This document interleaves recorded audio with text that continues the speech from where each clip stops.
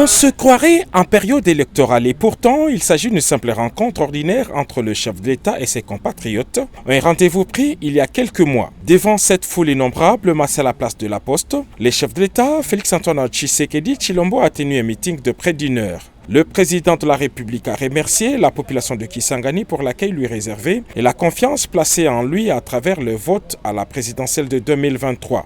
Face à la guerre d'agression, le chef de l'État a lancé un message de résistance. « Nous avons beaucoup d'ennemis autour de nous, résistez comme vous l'avez fait durant la guerre des 6 jours », a dit le commandant suprême. « Je fais confiance au FARDC, ils doivent être en mesure de défendre la patrie », a dit le président. « Nous gagnerons cette guerre, ils peuvent tromper certains de nos frères, mais ils ne gagneront pas le peuple congolais », a-t-il conclu. Les infrastructures constituent notre priorité, cela a commencé par l'aéroport et la voirie urbaine et ces œuvres doivent se poursuivre, a dit le président. Au sujet de l'emploi des jeunes, le chef de l'État a dit y accorder une attention particulière. Il a appelé aux réformes et au soutien du secteur privé.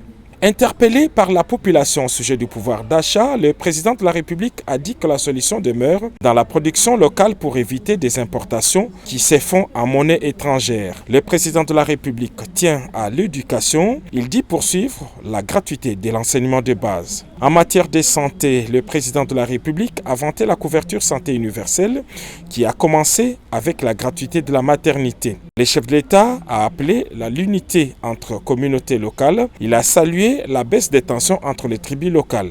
Enfin, le chef de l'État a abordé la question de la révision constitutionnelle. « N'ayez pas peur, notre constitution contient des faiblesses. Il est bon que notre élite y réfléchisse », a dit le président. Parmi les motivations de la révision, le chef de l'État a cité la lenteur dans la mise en place des institutions et la vulnérabilité des gouverneurs des provinces. La révision ou les changements de la Constitution n'est pas à confondre avec le nombre de mandats qui nécessitent un référendum, a dit le président Tshisekedi. Il a dit à mettre en place une commission pour réfléchir sur cette question.